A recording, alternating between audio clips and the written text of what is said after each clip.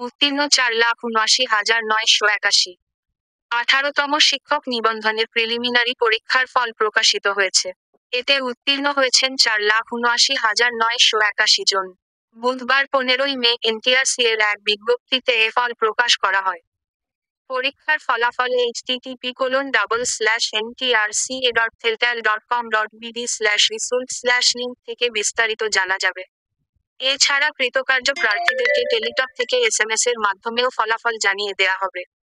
শিক্ষক নিবন্ধনের প্রিলিমিনারি পরীক্ষায় যারা উত্তীর্ণ হবেন তাদের লিখিত পরীক্ষায় অংশগ্রহণ করতে হবে।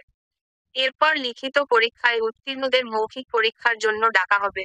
এর আগে গত 15ই মার্চ 18তম শিক্ষক নিবন্ধন এর স্কুল পর্যায় -2 এর প্রিলিমিনারি পরীক্ষা অনুষ্ঠিত হয়।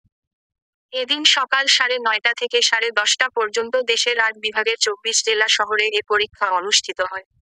একই দিন বিকেল 3:30 থেকে 4:30 পর্যন্ত কলেজ পর্যায়ের পরীক্ষা অনুষ্ঠিত হয়। জানা যায়, 2রা নভেম্বর 2023 খ্রিস্টাব্দে 18তম শিক্ষক নিবন্ধনের বিজ্ঞপ্তি প্রকাশ করে এনটিআরসি।